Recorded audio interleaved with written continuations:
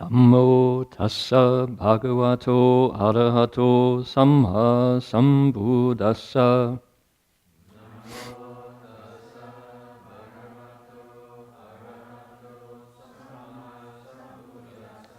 Homage to the blessed, noble, and perfectly enlightened one.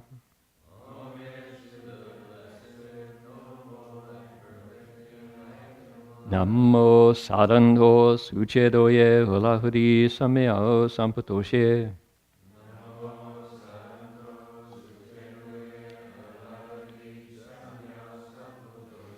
Wushang Shen Shen Wei Miao Fa Bai Qian Wan Jie Nan Zhao Yu Wo Jin Jian Wan De Shou Chi Yan Jie Ru Lai Zhen Shi Yi. The unsurpassed, deep, profound, subtle, wonderful Dharma in hundreds of thousands of millions of eons is difficult to encounter. Now that I've come to receive and hold it within my sight and hearing, I vow to fathom the thus come one's true and actual meaning. Venerable Master, Dhamma friends, welcome to our Sutra lecture. Please come right in and grab a seat. Those of you who are out doing some early trick-or-treating or for whatever reason, we started this evening with more people online than we had in person. That's might be a sign of things to come, but doesn't matter. We'll check up again at the end of the lecture and see how we're doing. So this is October 25th. It's a Saturday night. We're here in Berkeley, California. We're looking into the Flower Garland Sutra, the 10 grounds chapter. We're in the 6th ground, and I'm pleased to be able to sit here and say those words because this is a first for me to open up this text and to find out how the Bodhisattva thinks and behaves. So we will begin the way we usually do, which is to chant the name of the sutra and the Buddhas and Bodhisattvas. It's right there on the front cover of your text.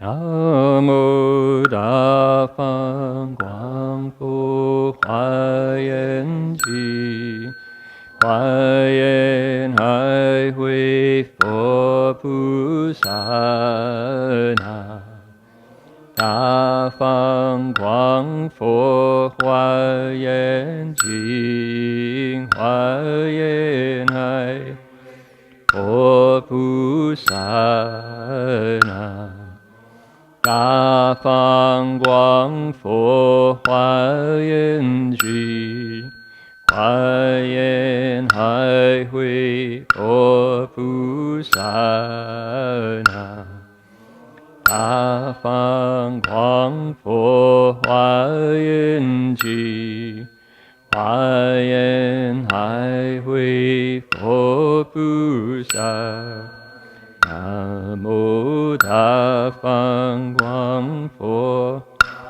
Huayan Ji Huayan Hai Hui Fo Pu Sa Na Da Fang Guang Fo Huayan Ji Huayan Hai Hui Fo Pu Sa.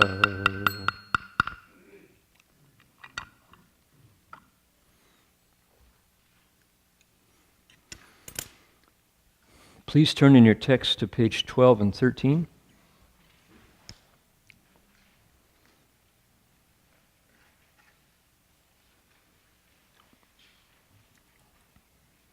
I'm going to turn my phone volume off, put it on mute. Won't ring and embarrass me.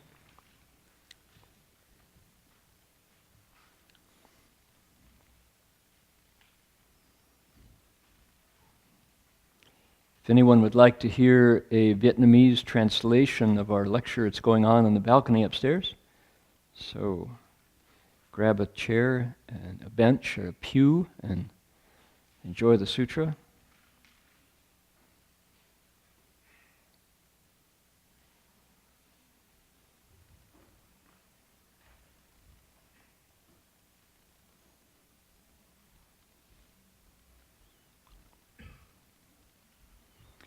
I want to welcome the folks who are joining us online via our YouTube channel, Dharma Realm Live. Brought to you by our sturdy, tireless tech team.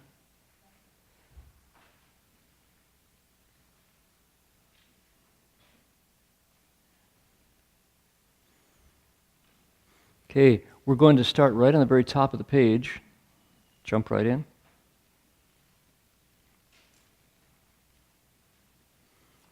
Okay, please, if you'd like to, I'm going to put my palms together and read the Chinese. You're welcome to join me. 夫作是念，若有作者，则有作事；若无作者，以无作事。第一义中，俱不可得。All right, over to the right. Let's read together in unison together. Then he thinks, if indeed there were a doer of deeds, then there would be something done. If there were no doer, then there would be nothing done. And then, amid the primary meaning, there would be nothing at all to get. Let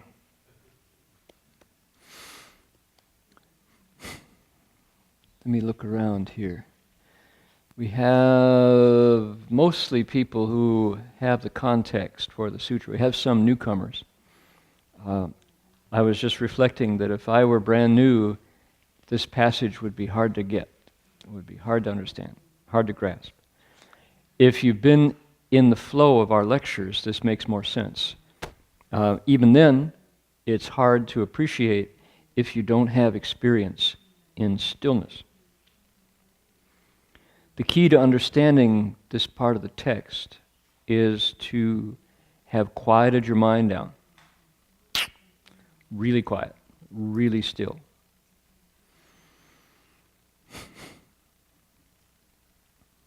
The insights that the Buddha is giving us in this part of the text come from his meditation.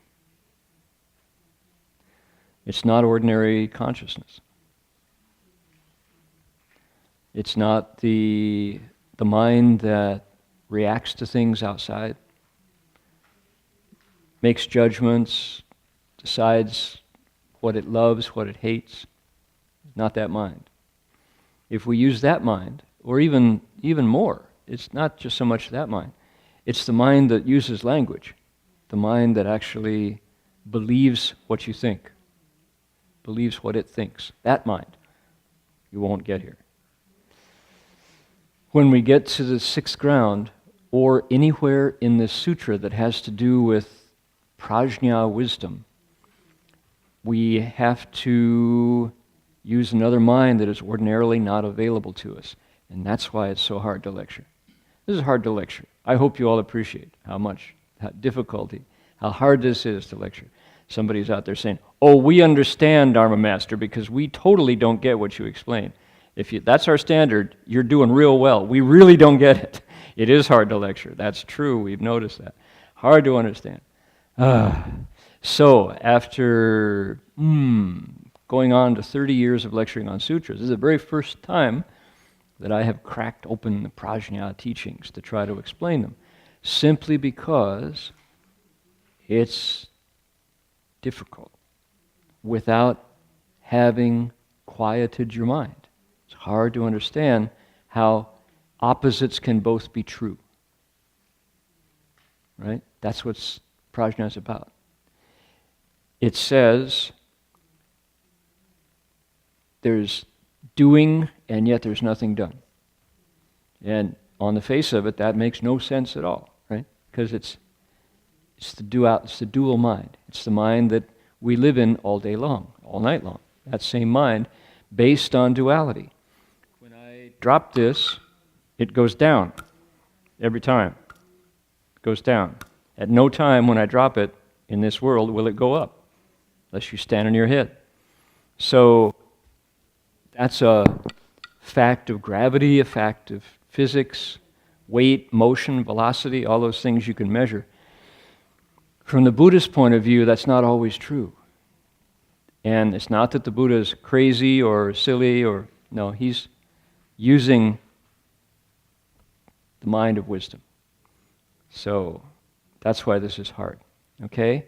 Let's see if we can accept that, and still use our same conscious mind and approach emptiness, then there's value here. We can still use the language mind, the rational mind, the logical mind, and still get a feel for what this might be.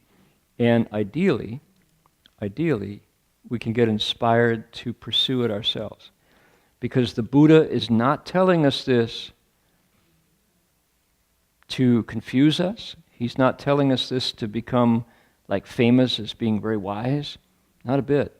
He's saying, here's reality, here's the road to reality. Mostly you're not there, but if you walk this road, you can get there, and when you get there, there's no more trouble. There's no more worries. When you get to that place, actually you're free. That's what he's saying. So that seems like a really tall mountain. We're way down below, and he's pointing up there. Yeah, it is. But there's the road. Do we walk, or do we, point to it, talk about it? Somewhere in between, I guess. So should we try it? You want to head out on that path and head up to the top of the mountain? Here we go. Fu Zuo Shi Nian, the Bodhisattva thinks again, takes us right into the mind of the Bodhisattva. He says, 若有作者，自有作事. Okay? If there were someone who does something, then there will be things done. Right? So actors create actions. That's translated. Doers make deeds. Okay? Got that? 若无作者，亦无作事. However, if there is nobody doing anything, then there's nothing done. Take away the actor, and the deeds go away. Take away the doer, and the deeds go away. Seems pretty good, seems logical. DEE, 中. DEE is what we've called truth in the primary sense. Truth in the primary sense is a particular name for the Buddha's awakening to the reality that there is no self. The self that we pretty much experience as being in the center of everything that we do, he says that's not real. And that's the doer. That's the doer of the first two sentences. 第一义中具不可得. Amid truth in the primary sense, you can't get anything at all. So the self doesn't exist. Okay, so far so good. It seems pretty tame, but it's where this comes, given last week's lecture, that makes this important. Last week's lecture, he told us where pain and misery and suffering and grief and sorrow and affliction and the blues come from. Where does all the pain in your life come from? It comes from the 12 interlinking steps that happen when we don't understand what's really going on. The result of, because we don't understand, we think I'm right there. We think I'm important and real and the number one most important center of the universe. And I live my life that way. The Buddha's saying, that's a mistake. That's a mistaken impression. That's not the way things really are. And if you can see that there is no doer, then all of that, all 12, fall. They just melt. They just wither away, and you're free. And then he takes us to the end of the road. He says, 第一义中具不可得. When you get to that place where you understand the emptiness of self, there's nothing there, no matter how you try. No matter how you try. Okay, So there's an insight from somebody who's gone to the end of the path. That's, you could say, the sum of the Buddhist teachings. That's the essence of the Buddhist teachings right there. Now, how is that useful to us? Well, if you're a meditator, particularly in the Chan school, here's where we get some of the Chan insights, and the Zen school. And that's why the Avatamsaka Sutra is much beloved of the Chan school, which is what? In our tradition, this is our teacher's tradition, they have this technique called the word topic, huatou. And the way you do it is you're always asking this question: who is in there? Is the self real? Where am I? I can't find myself, but I'm looking. So walking, you go, shui, who's there? Standing, you go, shui, nian fo shi shui. Sitting, shui, who's in there? Lying down, shui, who's in there? Talking on the phone, shui, who's in there? Having lunch with friends, who is in there? Right? You're constantly looking. And it's not just a ritual, shui. It's not just a kind of a play. You're actually looking. Who said that? Not only how could I have said something as stupid as that, you know, if you're reflecting on your conversation with a friend where you got angry, how could I have done? That's a good time to ask, who is in there? But even in more subtle places, you're meditating. It's quiet. It's like 5:30 in the morning, and the dew is still thick on the ground, and the fog is there, and not a sound, and you're previewing your day, and you're preparing to meet somebody, and you've already previewed the conversation, and you're talking to your boss or your kids, and you've got the play running in your mind. You go, who's in there so busy? It's really quiet. My mind is the noisiest place in downtown Berkeley this morning.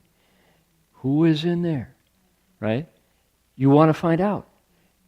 When you're sitting on BART in the tube heading towards Embarcadero Station, and who is in there thinking, gee whiz, if the earthquake happens now, this is all going to collapse on my head. Who's in there, you know, thinking thought? So, what are you doing? You're challenging the self's existence in your mind. That's the Chan school's way of applying this insight, right? The Buddha says, okay, when you get to the end of that, you know what you're going to find? Nothing and nobody. Nobody's home. Another way to call this and to name this whole thing in contemporary English is nobody's home. I looked all over my life and I couldn't find anybody home. Nobody's home. But there's this play going on all the time. And I'm the star. I'm the director. I'm the audience. Right? That's so amazing. That's this amazing insight that the Buddha had. We live our lives as if we are on a stage, the play is going down, and it's going. I mean, it's a drama. It can be a comedy, it can be a tragedy, it can be just a farce, it can be, you know, high theater. But there's nobody home. It's all a play. Now, if we can catch that, if we can see it, what you're seeing is what? Karma. You're seeing the kind of like the shells, the husks, the peanut shells of the deeds that we have done from the Buddhist perspective over and over and over and over and over till they get this momentum, they get this form going, but there's nobody home in there. And boy, it sure feels real. The people you meet sure seem like potential friends, potential enemies, people you want to hang with. They sure seem real. In fact, the Buddha would say, it's just habit. It's just the things we do again and again and again. Nobody home. In self and in the others. Nobody home. Funny, huh? That's this. We're all participating in it. So from your point of view, inside your head, looking out at this room and the people around it, sure seems real. Me too. But the Buddha would say, in the midst of truth in the primary sense, if you look at it from that way, you're never going to ever find the me in there. Now, who's he talking about? Your parents, your kids, your friends, your spouse, your boss. Them, those folks. Nobody home. It's just karma. Energy manifesting. The interplay between energy and matter, energy and matter, energy and matter. Form and emptiness. And he would say, same, form is not different than emptiness. Emptiness is not different than form. Form itself is emptiness. Emptiness itself is form. But there's nobody home in the midst of that. How do you know? Stop doing and there's nothing done. So in the Chan school, we get a flavor of that. You know, if we can see this, that all the things that Shifu says in the Chan talks, that we heard him say year after year when we be meditating, all suddenly like string along like flowers on a garland, like beads on a necklace. They would say what?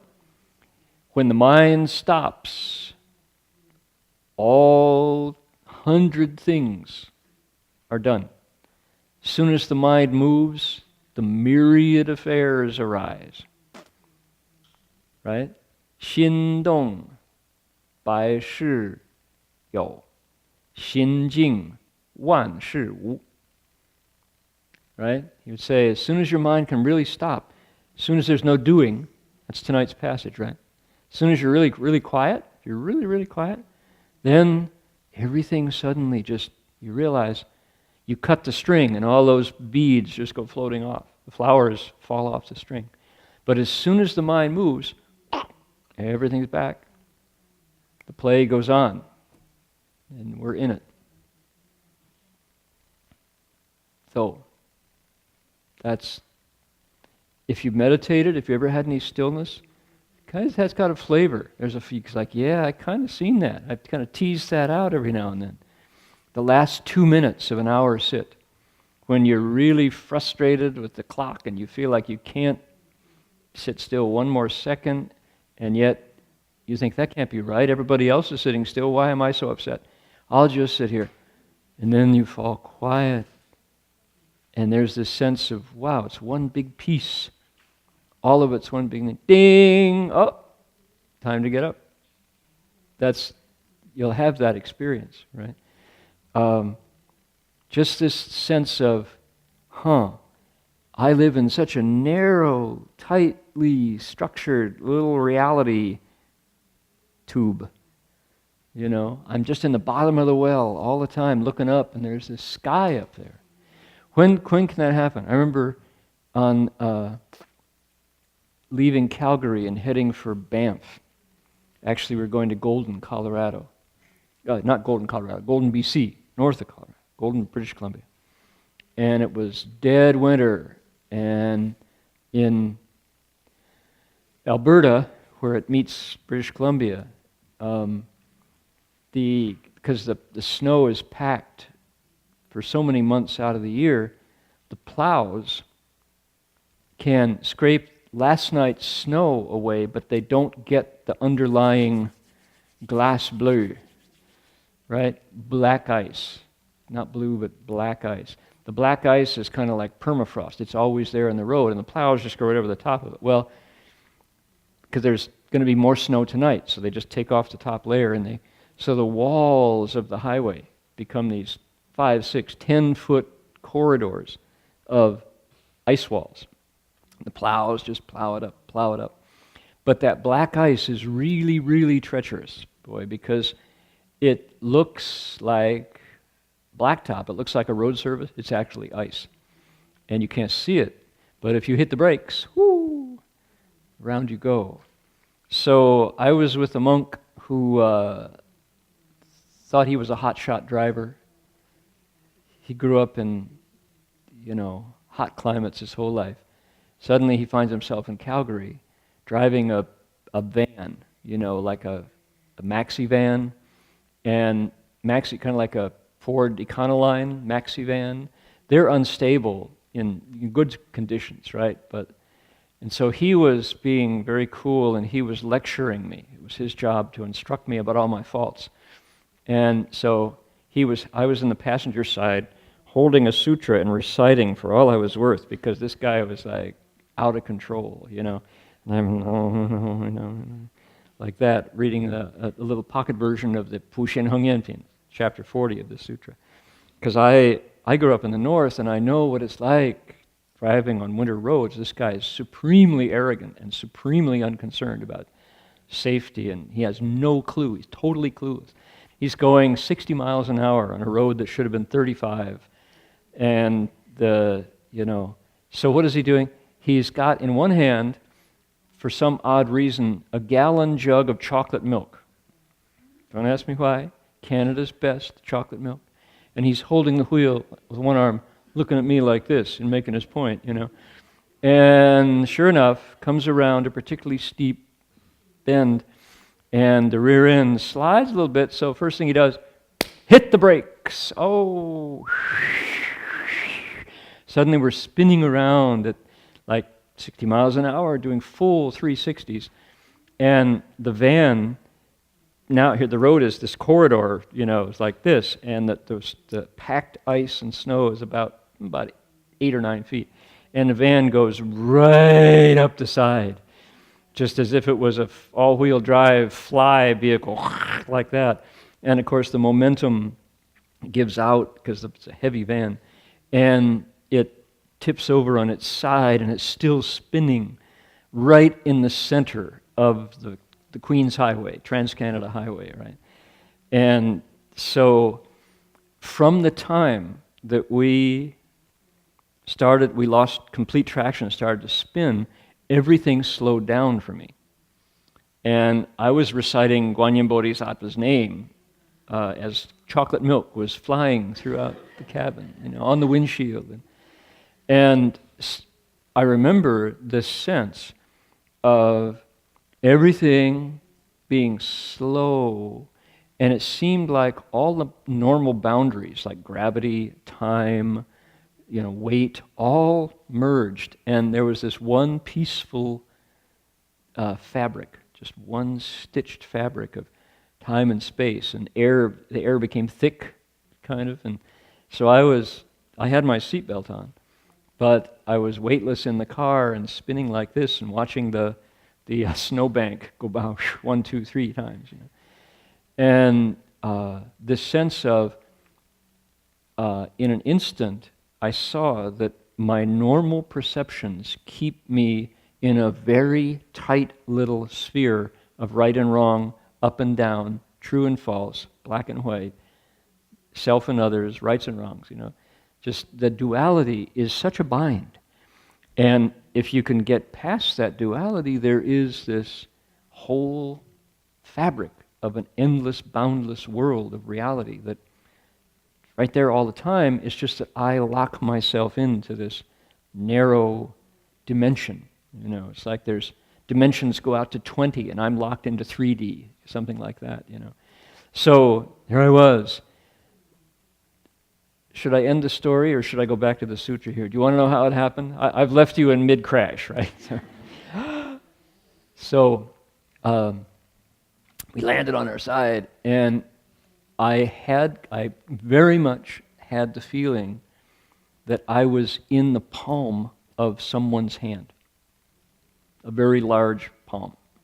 And I wasn't afraid because I was going through this amazing stretching of reality. And I was reciting Guanyin's name clearly and had this feeling of being caught already before the final impact. I was caught right there in a hand. And landed on the side, and the van was like this, and those vans have really wide front seats, and I was up. I was about 4 feet above the road surface, hanging by my seatbelt, you know, like that, just caught my seatbelt. And down there was the stick shift and the steering wheel. And he climbed out the back. He went running out the back. And he was all right. And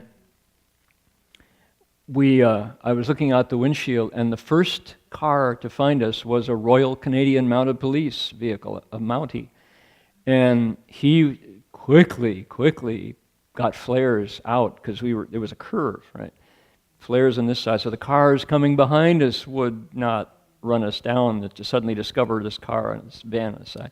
And I remember the Mountie going, "Oh, it's cold. Jeez, it's cold here." You know? I'm thinking, "Oh my God, if the Mounties are freezing outside, why do we pick this spot to enter the Dharma realm?"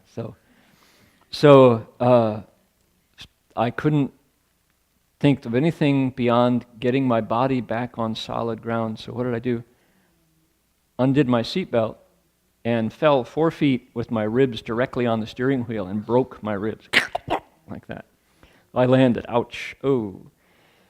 And had to, the Mountie helped me climb out of the back, and the next 2 cars around had slowed down to 40 by the time they found us, but they spun. Nobody was injured, thank goodness. But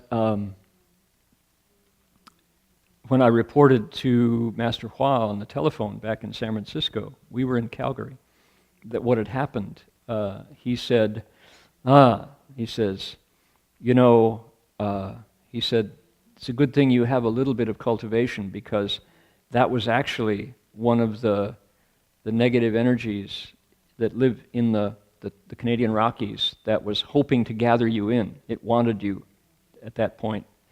And it made a play for you, and because he didn't say because of me, but I heard that because you're my disciple, you didn't have to go," he said. It was like, Shifu, And the other strange thing was my sutra, it was a red plastic-bound copy of chapter 39 and chapter 40 bound together. Beautiful volume. It had flown out of the car, and it was right on the center line. I still have it, and it's got ice crystal damage because it got ice. The black ice on the road went into the book and melted, and because I was still warm, I was holding it, and wrinkled the pages the way when water gets on it. But it had gone out of the van, and it was lying right in the center of the road. We couldn't figure out how it had flown out because the windshield wasn't broken. It's very funny. So, anyway, the point of that story, not to, one is to, when you drive on black ice, slow down. If you hear the conditions, if the announcer says, "Ici il y a de glace bleue, prends garde, mes amis," you say, "Yes, thank you very much. I will definitely, be careful." Number 2, don't drink chocolate milk and drive with one hand, if you don't know how to steer into a curve. If you lose traction, steer into it. Don't jam on the brake. But what I took away from that, among other things, was that my normal reality is, how small can I make it, is this much of what's going on. And somehow I do that to myself. I tie myself in with my language, with my concepts, with my attachments, with my emotions, with my particularly fear. And neuroscience would tell us that actually there are chemicals going on in our brains and our systems designed to limit the amount of information we process. Because if we were at all times in that state of everything equally alive and pulsing, we would be overwhelmed with too much data. So it might be that when suddenly, as our car leaves traction, I got a extra dose of what? Adrenaline, or maybe it was sympathetic, parasympathetic, whatever the various systems that are my fight and flight, that system in there. Whatever took over my system at that point overrode the narrowing, limiting chemicals that are ordinarily, that I'm in the middle of, that are me, right? Somehow, I'm using a a medical explanation that I don't understand to try to figure out how it could be that that experience overrode and expanded my normal sense of, quote, reality, to the point where I saw that the self that I build is a real limiter. It's useful, but in that instant of taking flight inside the car, right, on the freeway, on the highway, I got a glimpse of how much there is ordinarily, and how I stake out this tiny little corner of it, which I call me and mine. I call it reality, And the Buddha, through his meditative stillness and through his practice of the Dharma, is able to consciously, without having to go through the experience of an auto accident, he's able to override that and still function. He doesn't get overwhelmed by what he sees when his senses are not caught up in the useful delusion of I'm in charge, I'm in the middle, everything centers on me. Right? So, interesting, huh? Maybe meditation, maybe this process of precepts, concentration, and wisdom, our method, character, concentration, insight, maybe it's a gradual rebalancing of those systems in the body and mind that keep us so tightly wound up into our duality. All at once, definitely go crazy, because we can't see a limitless, boundless unity of experience. We have to say eyes are eyes, ears are ears, nose is nose, language is language. Otherwise, it'd be crazy. So maybe the meditation is a gradual, slow realignment, rebalancing of those impulses. Is it electrical? Is it chemical? Is it all of the above? Right? How many people, probably most of us at some point, saw Dr. Jill Taylor's TED Talk about the brain scientist, the neurosurgeon who had a stroke? Everybody know Dr. Jill Bolte Taylor, right? It's been translated into Chinese, it's been translated in lots of languages. It's one of the most viewed TED Talks. Dr. Taylor is at Brigham and Women's or somewhere in Boston, and she's a neuroscientist and studies the brain. And she, at one point in her morning, as she's about to go to work, has a stroke. And she's able to observe it because she's a trained observer and she has a sense of what's happening. And her description of it is what makes the talk so valuable and so memorable, is what I just described happens to her completely. That is to say, now she works on the dual hemisphere part of the brain, that theory. You have a left brain, a right brain, left and right brain. That's her model. And she says, now other people may not accept the model, but this is what she's working on. She says the left brain is the limiter. The left brain is the one that makes sense. It's got to be organized. It's got to be in order. Has to be labeled. Has to be known, understood, categorized, tagged, and processed. Right? The right brain is the one that takes in spatial equivalence, the one that feels, the one that makes big connections between colors and sounds, the one that sees forever and forever and is able to make sense of symbols, right? So, those two brains. Her left brain has a massive stroke. And so she is, while she's still awake and alive, has this right brain experience. And she sees God, is one way to describe it. Another person would say, oh, that's just an acid trip, right? That's what LSD delivered to so many people in the 60s and 70s. So she's very humorous as she describes it. And she has to do something. She has to call her colleagues and tell her that she's had a medical incident. And instead of doing that, she just barks into the telephone. She sounds like a golden retriever, she says. Her friend told her. And she has to get the phone number of her office, so that she can say, "I'm not coming in. I'm sick. Call the ambulance." And she has to deal with her Rolodex, and the numbers on the phone. And an 8 looks a lot like a 2, and a 0 looks a lot like, and she can't punch the numbers. And she goes into the shower, and the shower walls become the universe, and it's so beautiful, and she feels so loved and accepted, and water is just such a miracle on her skin, and she describes this trip she's having, and it's a wonderful story. So if you have a chance, go to TED, the TED Talks you're on YouTube or their website, and look up Jill Taylor, Taylor. It's memorable. Anyway, so what has happened at that point is she has gone beyond the ordinary bounds of the rational discriminating mind, right? And what does she experience? She experiences paragraph 2. Ready? Here we go.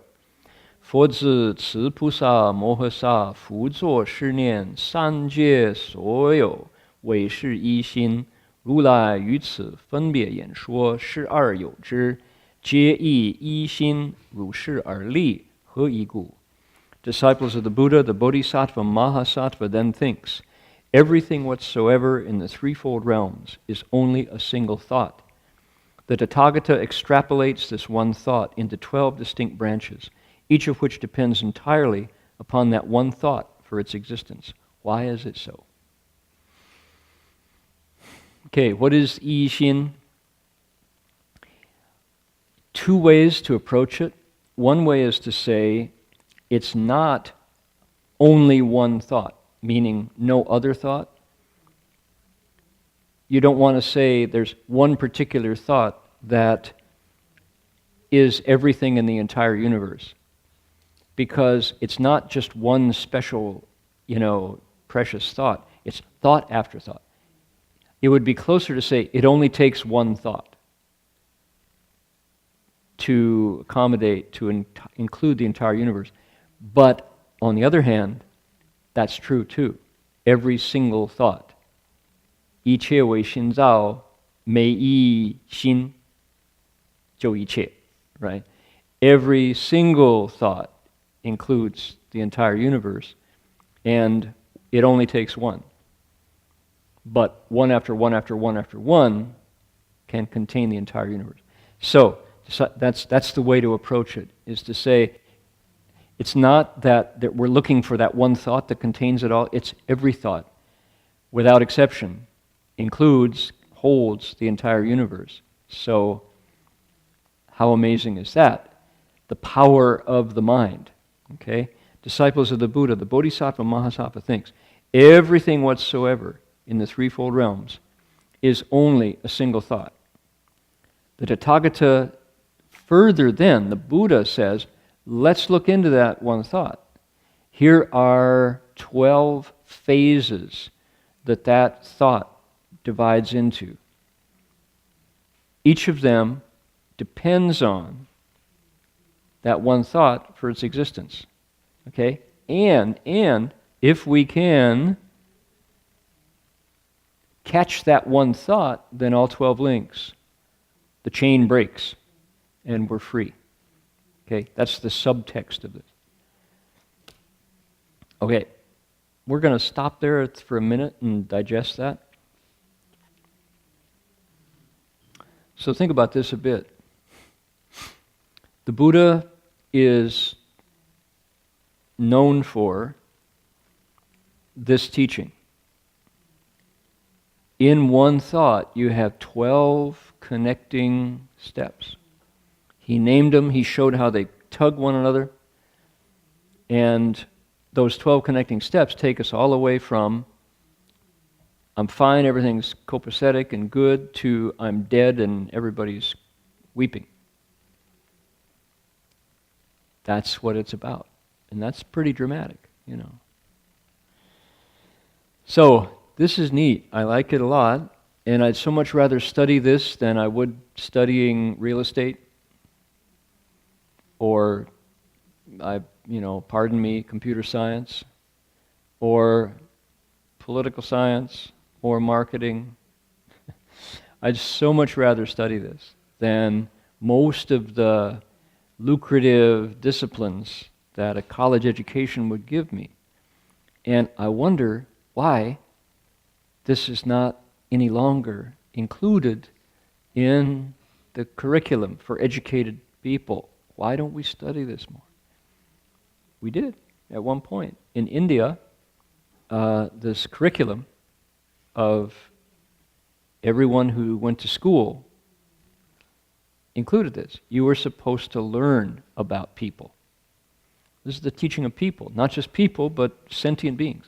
Every sentient being is in this, our life story is told in the tugging of those links. Here's what's going on.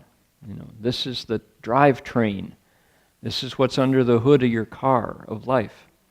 This is the recipe of the food that you're whipping up on the stove if you're baking someone's life. This is how gravity and rainfall and climate change, this is how it all works. It tugs along this way, says the Buddha. This is what an educated person should study if you want to know what's really going on. It seems like everything else is a footnote. Everything else is just a detail. This is the main plot, which is we go from ignorance all the way to old age, sickness, death, and the suffering it brings on. All right. Now, why is the Buddha going on about this? Because this was the answer to his question. The question that took him out of his comfortable life was answered here. And he's sharing it with us. That's why he's looking at it, because it's important for him. Now, another sage, another pilgrim might have come up with a different focus. But this was his. So this is the heart of Buddhism. It's right here. He said, yes, the mind is key, and it breaks down into 12 steps. It's the mischief it does, and the way to undo the mischief, will take you 12 steps. Here's how we do it. Right? That's important. And other Buddhist teachings would say, yes, but you can't really see it because it happens too fast. So let's look at the Four Noble Truths, because that you can see. Right? If you look at the teachings of Ajahn Sumedho, if you string together Ajahn Pasano's Dharma talks, pretty soon, no matter which talk it is, pretty soon you're going to hear the Four Noble Truths mentioned. Because why? The Pali tradition focuses on that so thoroughly and so beautifully that it comes alive. And who likes that kind of teaching? Well, maybe the 200 people who left home with Ajahn Sumedho. 150 of them. 200 might be too many, but not too far. Somehow that particular teaching resonates with who? Contemporary Westerners, like us, right? Four Noble Truths. That particular insight strikes a chord with us, because why? You can see the truth there. And it answers one particular important question that I don't see in other religious traditions, which is suffering can stop. The third truth. What did my Christianity promise? That I grew up Methodist, it was die first, then suffering stops, if you get picked to go to heaven. Chances are you will if you're a good Christian. No promise, but And nobody came back to tell us whether they made it or not. We kind of hope. And you wait, you die first. So, pie in the sky when you die by and by.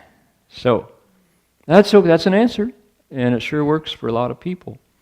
The Buddha says suffering can stop before you go to heaven. Don't wait. And don't wait to be picked, because you don't really want to gamble with that one. There's a better way, and anyone who does it, rich, poor, good Christian, bad Christians won't make it because they'll be bad people, but don't wait, don't gamble. cultivate the way suffering can stop, it will. That was the Buddha's, that's resonant, right? Democratic. Whoever works that method, whoever walks that path gets saved. Powerful message for us who don't have much faith in institutions or leaders or democracy. We don't believe in democracy, so we load it with money, right? We buy democracy, which destroys it. So if we were fearless and believed in this, why try to use money to ruin the method? So rich people want their votes to count more. There's still one person, one vote. So, okay, but here we are, and the Buddha says, yep, suffering can end. Here's how you do it. Eightfold Path. Well, the next step away from the Eightfold Path is the 12 links. That's the next extrapolation. And it's given, this sixth ground is given for people who are already meditating. So traditionally, the way our Tiantai, our scholastic version, when it comes time for the Chinese Mahayana to explain these things, usually we go to the Tiantai teachings for the last 1,000 or so years. And the way we do, we say, Arhats, Four Noble Truths, Pratyeka Buddhas, 12 links, Bodhisattvas, 6 paramitas. That's kind of the rough, big brush way of talking about it. So here we are in that second step, 12 links. Pratyeka Buddhas, right? Solitary Buddhas. That this is their teaching. Okay? And in all my time with listening to Shifu explain the Dharma, the 12 links, you could find them, you could hear about them, but they were not investigated much, because why? We're heading for the 6 paramitas.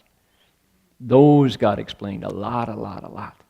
Four Noble Truths, the same. Point to them, show their importance, don't diminish them at all, but don't spend time on them. 12 links, pretty much. Important, valuable, look them up. Can you recite them? Recite them. You run through them. Wu Ming Yuan Xing, Xing Yuan Shi, Xu Yuan Ming Si, all the way down. You don't go into them much. Here, in this chapter, 6th ground, that's where these are opened up in such amazing detail. The prelude, the preface for this, preparation for this is what? Still, quiet mind through meditation. Because it's talking about emptiness. This is emptiness. Prajna. We got to have that under our belts, and then this is like, oh, sure, I see it. This is just a textbook. It's a physics text. It says, this pulls this pulls this, break that, and that falls apart. You go, yeah, what's it talking about? Your life and suffering. Oh, I'm interested in that. Right? This is deep, important stuff. This should be a text that you have to understand before you can graduate into human school, graduate from humanity school, right? We shouldn't let you out until you see that suffering can stop, and here's the mechanism that's going on under my skin in every next thought that pulls me towards suffering or leads me towards awakening. You'd think that would be basic. And you know another one? There's another one that I would love to see as part of our curriculum. The sutras don't talk about it as much, at least the Buddhist sutras, but it would be the course on how to do relationships. Not just marriage, and that's an important one, but how to stay related to friends, how to do it in companies, how to stay related in teams, in groups, how to negotiate aging parents. And marriages would be there because we don't do very well with marriages in this country, right? And where do you go to learn how? Shh. That's another story. We won't go there tonight. But isn't that funny? In society, we push marriage as the number one happiness for every young woman is to find Mr. Right and get that dress, get that wedding dress. And you're married, hooray, success, congratulations, poof, you're on your own. good luck. Oops. Over half fail.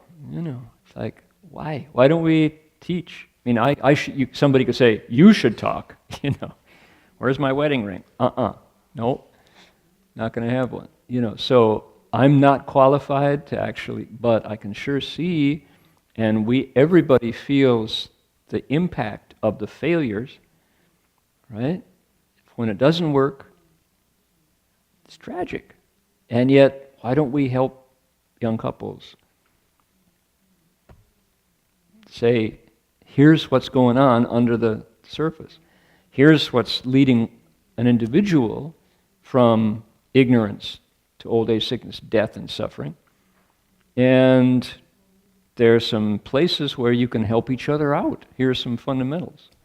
Shifu would talk about it, but it was kind of around the edges. It wasn't a primary talk, because the Buddha would say, if you don't know this, you're never going to get two together to be successful. Let's look at this one first, right? And he would say, how much in your life of all, say you live to be 100, how many of those years do you spend in relationship versus how many years you spend in ignorance? Ignorance is primary. If we can work on that one, then any relationship you touch, from parental to team to spouse, will be well underway to being peaceful and harmonious. So the bodhisattva is,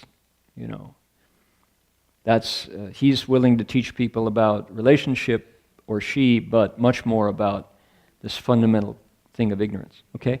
How important is this? This should be fundamental to our this isn't elementary school. You have to have some stillness, but this should be part of a middle school, higher education curriculum.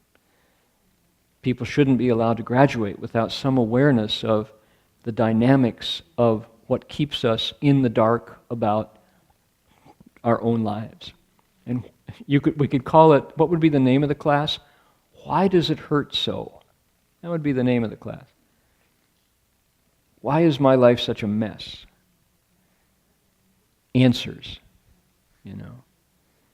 A laboratory on straightening out the mess of my life through understanding what's going on.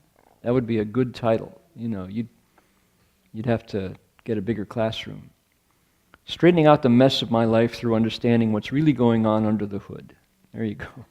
There's the title of our class. You need a bigger catalog for that title.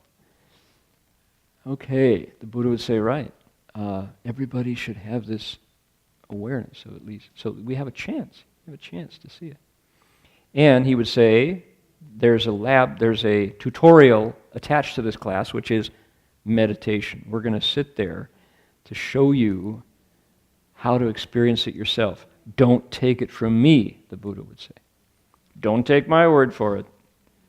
Sit down and experience it yourself, because right this minute, it's happening.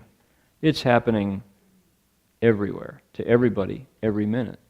This is the process of the mind going into action, and then having that action, although nothing's going on, it's taking us right to the fruition of those actions, which then we get the results.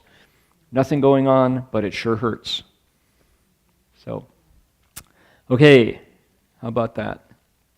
Neat.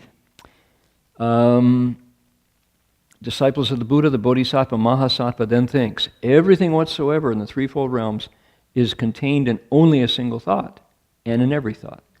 The Tathagata takes this one thought and stretches it into 12 distinct branches, each of which depends entirely upon that one thought for their existence. Why is it so? He says. Okay. So he leaves us with that rhetorical question, meaning, I'm going to tell you why this is so. Get ready, because here comes the answer for why it is so.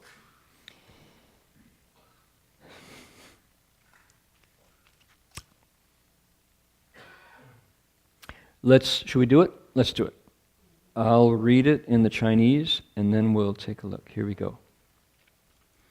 随是贪欲与心共生，心是事，事是横，于横迷惑是无明，于无明即心共生是名色，名色增长是六处，六处三分合为处，处共生是受，受无厌足是爱，爱舍不舍是取，彼主有之，生是有，有所起名生，生熟为老，老坏为死。Because thoughts and desire arise together with the deeds that are done. Thoughts are consciousness, deeds are activities, confusion about activities is ignorance. Name and form arise together with ignorance and thoughts, and when name and form grow, they create the six places. The six places, three divisions, combine to create contact. Contact then brings forth feeling. When feeling becomes insatiable, then love is the result. Love holds on and does not let go until there is grasping. The branch of existence creates existence. Then birth comes from existence. When birth ripens, it ages. When age goes bad, it creates death. There you have it. You can imagine a child, an innocent child, saying, "Daddy, why do things die?" You know? First time you see walk down to the beach and there's a Pacific seal, an otter, a sea otter that's washed up on the shore, and it's just the skin of the fur, and inside it's all hollow because all the critters have been chewing it up. You come down and its eyes are empty, but they still have the shape. And you think, why does this magical thing die? Why does this thing die? And Daddy, if Daddy was the Buddha, would say, "Son, because thoughts and desires are right. I don't get it, Daddy." Well, one day you will. Contemplate it well, my son. Because thoughts and desires arise together with the deeds that are done. When you do things, thoughts arise. Desires are there too, because we can't be still. We're always moving forward. Thoughts are consciousness. Consciousness is there. Deeds are activities. Confusion about those is ignorance. So here, the Buddha is just swapping the natural order, but he's giving us another, he's kind of like shaking, he's shuffling the deck one more time, and he's going to deal the cards out so we get another perspective. Name and form arise together with ignorance. We don't know what it is, but we name it. Oh, this is red. This is called cherry. Oh, this is white. It's called ice cream. So we have cherry marble ice cream. Do we? No, it's frozen milk solids with sugar and stuff, but we call it ice cream. Name and form arise together with ignorance. Thoughts, ignorance and thoughts. When name and form grow, they create the six senses. The six senses manifest as we need to know. Okay? The six places, three divisions, past, present, and future. Organ, object, and consciousness combine to create contact. Now the tongue tastes that ice cream. Contact brings forth feeling. Ooh, sweet, cold, yummy. Feeling becomes insatiable. Love is the result. I love ice cream.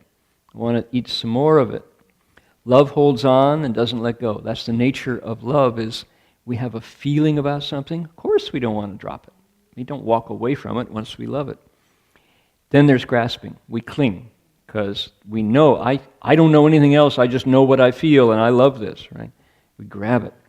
Then existence. This is tricky, right? It says, 必诸有之生是有. What this branch called existence brings forth is the existence. Once we say, I love it, and we don't let go, then it actually, out of nothing, out of ignorance, there it is. This thing called attachment exists. There's grasping. Birth happens, it's really there. As soon as it's born, inevitably, it's going to age and it's going to die. So this is how things come into being out of nothing. Kind of magic. Sam? Yeah, I had a question when I get the part of grasping. is, you know, when we love something, we try to grasp and it's created. But I don't get the next thing, that's birth comes from existence. What's born? Is that saying a human, we are born? Or is it saying our attachment is born? Okay. Sam is asking a basic question of this whole teaching. And I'm just going to point to it. I'm not going to try to do it because it would take the rest of the evening. But when Master Hua explained this, he would occasionally say, this entire process is happening inside the mother's womb. And then he would say, and it's also in thought after thought. So the answer is both and, you know. So the Buddha was describing where life itself as a human or a mammal, you know, or these species comes about, and then death once you're born. But Sam pointed to existence goes to birth. That's at link number 10 to 11, right? And right, it's describing this process of bringing a child forth, but not only. It's also talking about how invisibly we suffer. Like I was using love for ice cream. Ice cream is pretty much loved around the world. That there's very few people who don't like ice cream. But if we have ice cream and we buy it and then we drop it on the ground, the cone breaks, or you know, the kid is grabbing for the balloon and the ice cream drops. When we lose it, there's suffering. It's the death of the ice cream there on the sidewalk, and you know. So it's more than birth of the fetus, development of the fetus and its death, but it's thought after thought as well. I don't know if that's dodging it, but that's the way I think of it. And when you're reading Master Hua's commentaries, he goes back and forth with it. Now he's talking about this very organic, elementary process of a baby coming into being from ignorance. And he would, you know, ignorance is, why are you attracted to that woman, man? Don't know, but there's activities. Activities is sexual activities, right? And then there's stepping in that over 9 months you grow the baby. And then over the lifespan of the baby, it dies and there's suffering. There's that way to describe all this. And if you haven't seen that yet, this might be a shock to you to think, oh, is that what it's talking about? Well, when I heard Shifu talk that way, it's like, wow, is that what it's talking about? Well, yeah, he says it is, but that's not all. What's it like? It's like when he talks about the Pure Land, and he'll say, okay, the Pure Land is, 84 billion miles to the west, and Amitabha lives there with the Bodhisattvas, and you go there and there's a lotus, and you're born and you cultivate there. The Pure Land is your own body, and Amitabha is your own mind. And you go, wait, I thought it was, and you say, yes, it's like that. There's both happening. And the Buddha taught an internal Pure Land and an internal Amitabha at the same time. That Western land is really there. So you have to kind of macro, micro. Same, macro, micro. It's talking about the development of a child through the steps of development. Where do we come from? Which is just to say, reincarnation. Again, where does a baby come from? Nowhere. But if the daddy brings his part and the mommy brings her part, out of nowhere you got a baby, right? Where was it? Nowhere, but there it is, right? How does suffering happen? Fundamentally, ice cream is not there, but with contact, oh, that's delicious, you love it, you grab it, and then you lose it. Same with everything, he would say. So he's giving us this process. And remember when the genome was big news? When DNA was being sequenced, and we had a fruit fly, and then we had what was the first thing cloned? Was a sheep? Was it Dolly the sheep was the first thing cloned, right? We had the sheep. People over here nodding their heads, people over here going, what? Come on, you science students, you know. Dolly the sheep was cloned. She was made in a Petri dish, right, in a laboratory. There she was. It looked like a real sheep. Okay, the DNA that, what is DNA? I don't even know what it stands for. Dinuclear acetone. That was there all the time. It's in every cell. It's in every, thing that is uniquely me. And yet we never saw it until we did. And then they put it out and it's like, oh man, we got the entire map of a fruit fly. We have the entire map of a disease virus.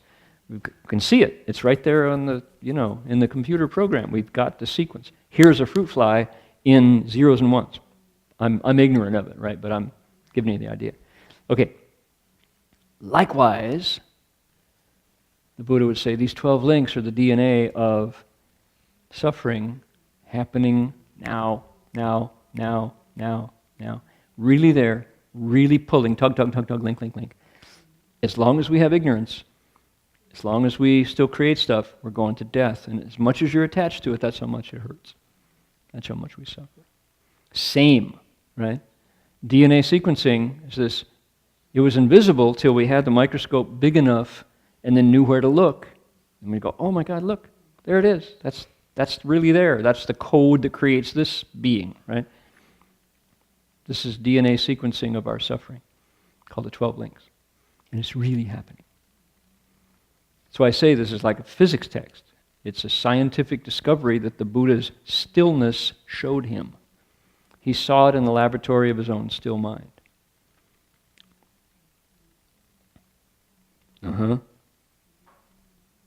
But it's still boring, Dharma Master. It's so dry. Where's the compassion? I know. So with that in mind, I wanted to invite you to please turn, if you will, to page 77.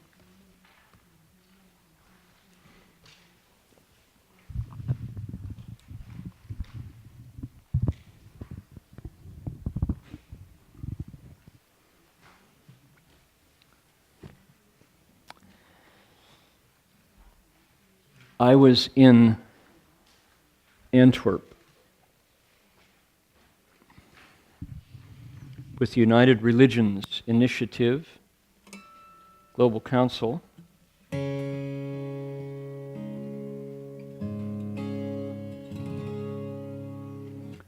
and I was listening to Despina Namwimbe from Uganda talking about the tribal relations in northern Uganda, where Lord's Resistance Army is there. Despina, bless her heart, who has been here, been to CTDB, she goes up as part of the URI to the where these tribes meet the rebels, and the Lord's Resistance Army were the ones who put guns in the hands of children and drug them up and make them kill. So, and Charles Gibbs, our brother and friend, went there at the invitation of Despina and sat down in a room. They had to choose the room carefully, with people who, until that time, for as long as their tribal history remembers, have never sat down with the enemy before, ever. You don't, because they're enemy. You know that they're not even human, and if you see them, you kill them.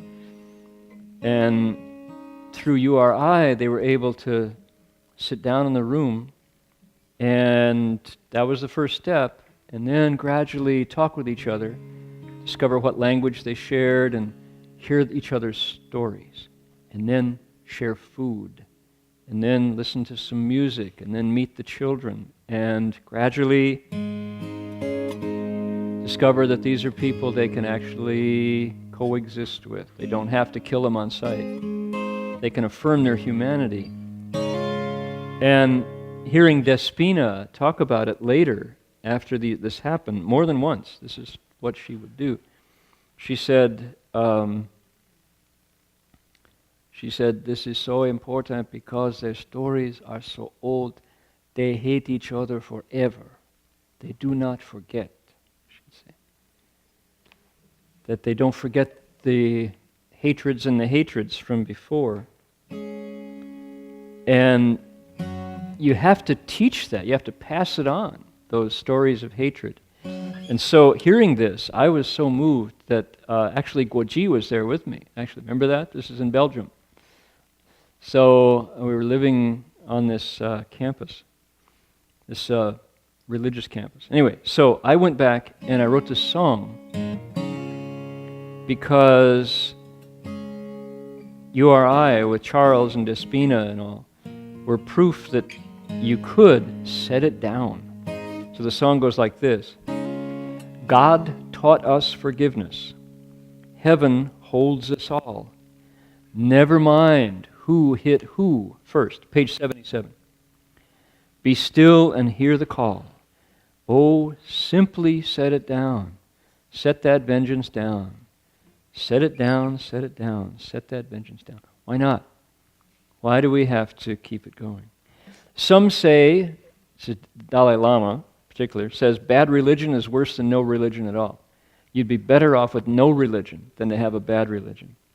Anybody who teaches hate someday is bound to fall. Oh, set it down, set it down. Set your vengeance down.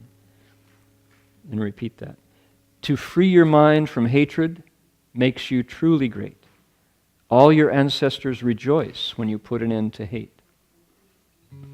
And to think somehow that God is happy or the elders are happy when you keep those hateful, violent stories alive, that's simply not true. And how do you measure the size of someone, how great they are? It's not how many people they kill, or how many guns they steal, or how many schoolgirls they abduct and then destroy. It's to let go of hatred. Coal can turn into diamonds. There's diamonds in the coal. Hell turns into heaven when there's forgiveness in your soul. So we sang this at the URI gathering after Despina told her story, and Charles showed the pictures of peacemaking among tribes whose story included destroying the other tribe, because why? That's the way it's always been done. That's just the way we learned it. So how powerful to be able to unlearn that.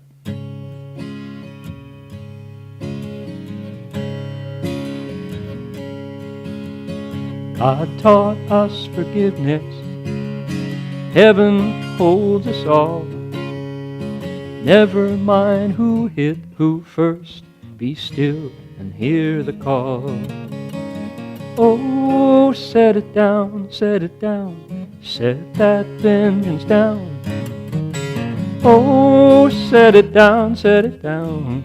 Set that vengeance down.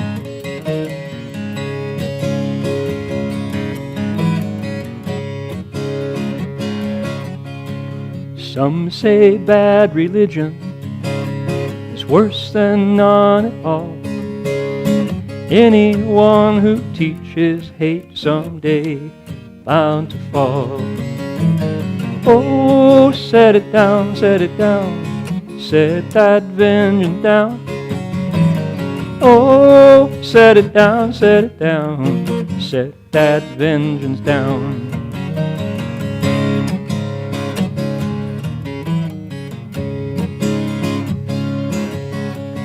Free your mind from hatred makes you truly great.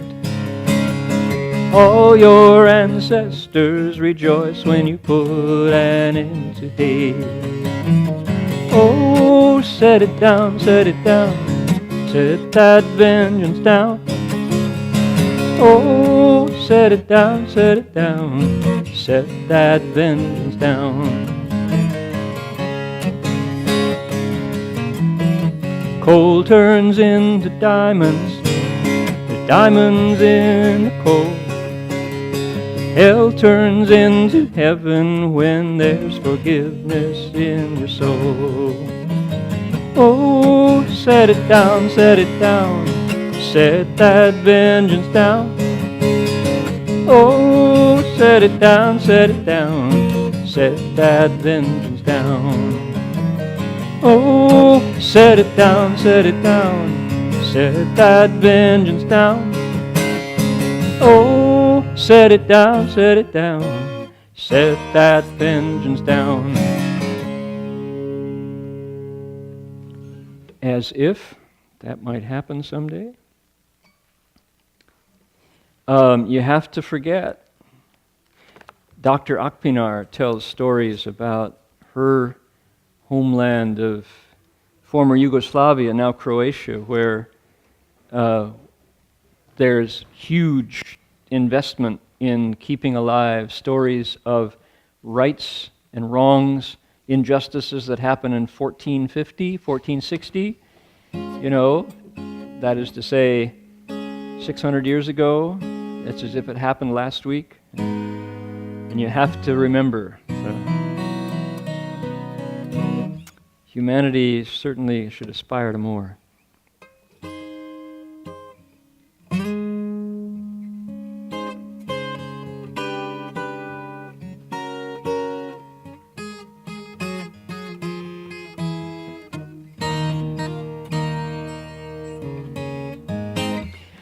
Let's see now. We're going to move through our sixth ground, same time next week, and we're going to get more translated, increase the size of our booklet here. And the from now until the end of the chapter, the Buddha, the way I gave you that picture of shuffling cards, the Buddha pulls them back into the deck and shuffles them out again and says, do you see it this way? 1 to 12, 12 to 1. And then he brings them back into the deck and shuffles them and deals them out again. It's a variety of ways of looking at the same process so that the Buddha can, so that we can get a sense of what's really going on. And as I was translating today's portion, I was tempted to get a diagram going. It's because it's 12 and it's sequential and it's repeated. I would really like folks to, when this is over, to have a sense of, we looked at the 12 grounds. I roughly understand what there is there. So I think next week we're probably going to pull the screen down during the lecture and just to put it in pictorial form so that we can really say that we've been acquainted with the 12 links. All right, just to let you know. All right, then let's transfer the merit here and tell you about what's coming up, and we'll conclude tonight's gathering.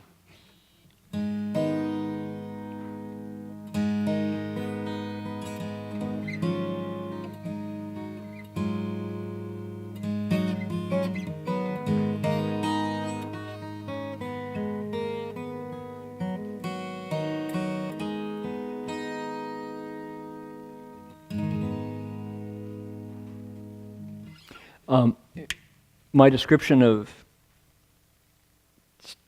being launched into the air by an auto accident and having suddenly the boundaries of what was very tightly defined cognitive world suddenly expand, and I saw this single fabric. Imagine if we used that awareness to transfer the merit. Where does my transference stop? What could possibly limit my wishes from connecting with the mind of every single living being? And the answer would be my own attachments. I don't want them to get my transference because they're mean, nasty people. Oops, right? I don't want mosquitoes to get my transference because they give us malaria. The Ebola virus, does anybody feel sympathy for the Ebola virus? It's like it's a living thing, very successful in infecting people. So it's my mind that keeps that transference from connecting. So how does it work when you transfer unconditionally? That all beings wake up. Thought, huh? So let's transfer the merit and see how far our minds can carry it.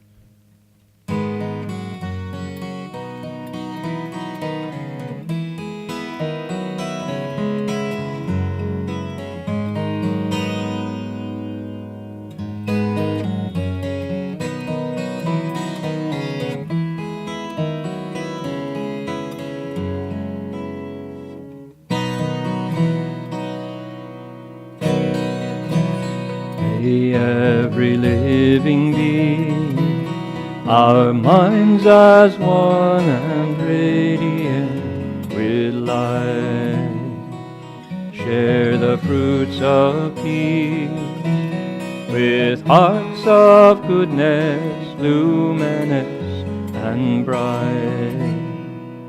If people hear and see how hands and hearts can find in giving unity, may their minds awake to great compassion, wisdom, and to joy.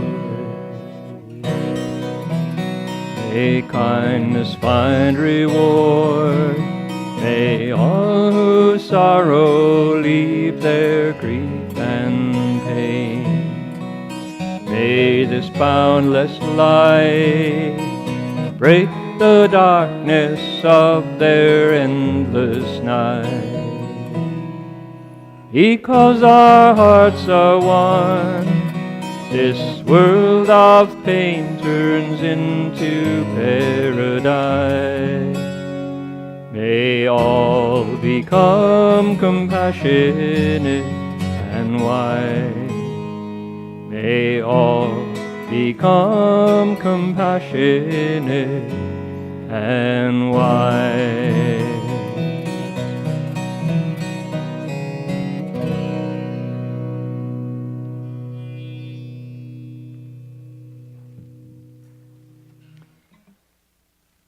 All right. We're full, right? 60? Do we have our...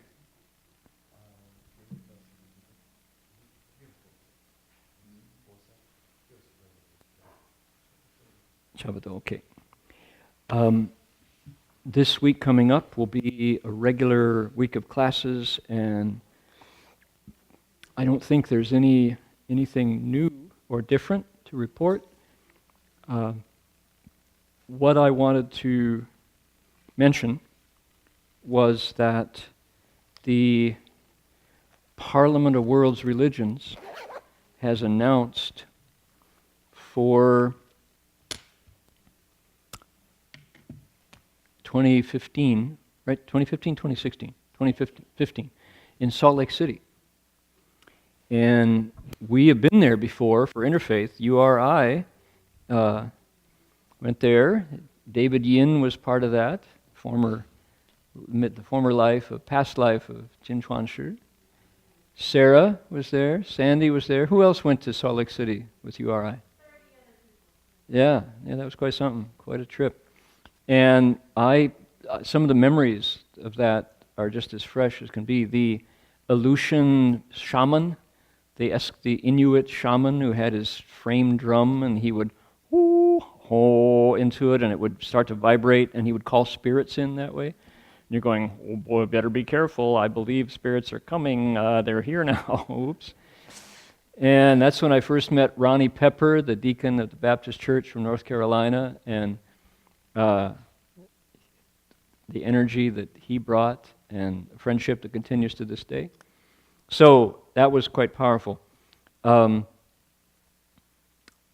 Some people have asked me if we're going again, and I think we should, since it's not in Cape Town, South Africa. It's not in Barcelona.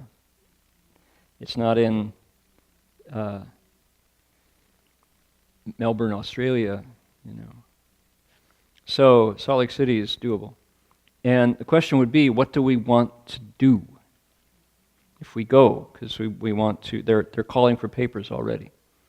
So do we want to distribute our books? Yeah, probably. Because in Melbourne, this last time, our Shurangama Sutra was brand new then, and oh, was that popular. So we should think, and if people are, what do we do? One thing we could do is, could give us a reason to teach vegetarian cooking. Talk about health through diet, through harmless eating, Buddhist approach to diet. In years past, we've taught storytelling, we've taught translation, we've taught vegan and vegetarian eating in the media, we've taught Buddhist Catholic dialogue with Benedictines. I was on a panel with Ron Nakasone talking about interfaith. So, lots of things we could do. And I'm kind of open to a lot, whatever. It shouldn't come top down from me. It should come from people who want to go and take part. The Parliament is an experience not to be missed. The fact that we can go and it's not so difficult to get to Salt Lake City is important, because you open your eyes and you see all the world's religions represented in a single room. Some that you didn't know existed. And it's each time, it's incredibly powerful. In Barcelona, it was amazing. In Cape Town, it stopped my world. That's where I saw the Dalai Lama, Joanne Shenandoah, and Nelson Mandela. Oh, so quite something. So let's think about it, and what kind of. Every year we think, wouldn't it be great to get the Buddhists together? And the Buddhists, so few show up, and they don't get along.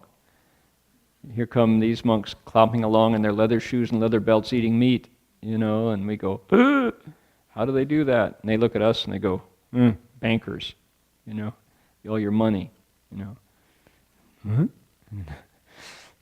So there's a lot that could be done for Buddhist harmony, unity, but it's kind of, you don't want to start something at the Parliament.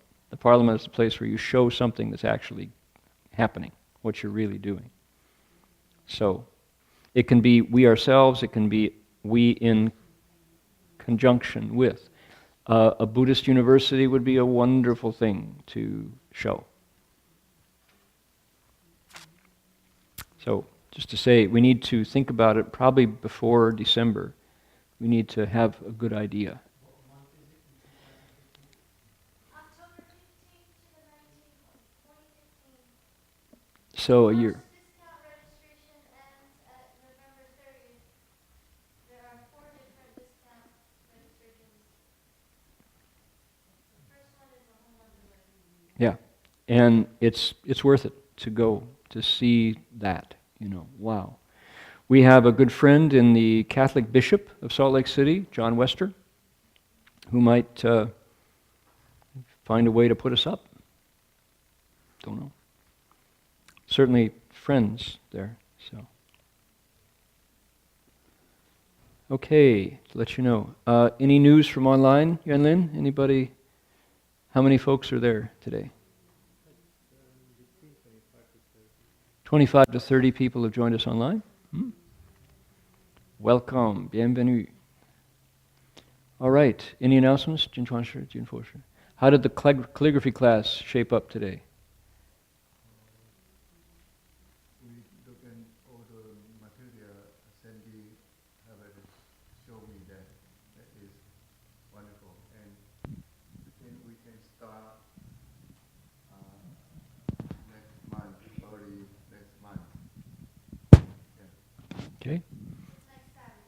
So, calligraphy class, Chinese calligraphy, brush calligraphy, Maobi, Xie Maobi, it's next Saturday. What's that? 3 o'clock. And all are welcome? Okay, come and check it out. If you ever wanted to investigate writing with a Chinese ink brush, it's wonderful. It's a skill you can carry on until old age.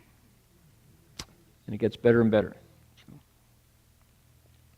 All right, let's transfer the merit. As they say, 识道, let's bow to the Buddhas. 识道之进, 非道之对, 在善而从, 不善而改. See you next week.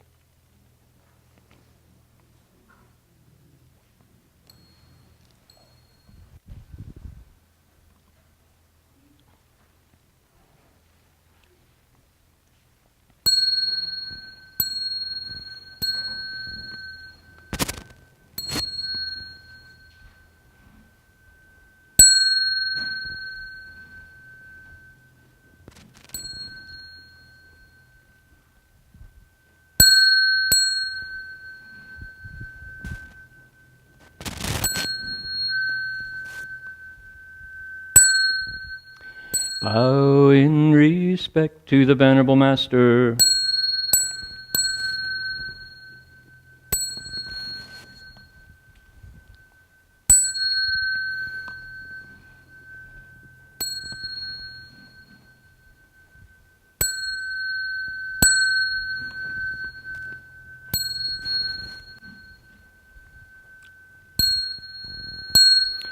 Namo 大方广佛华严经，华严海会佛菩萨。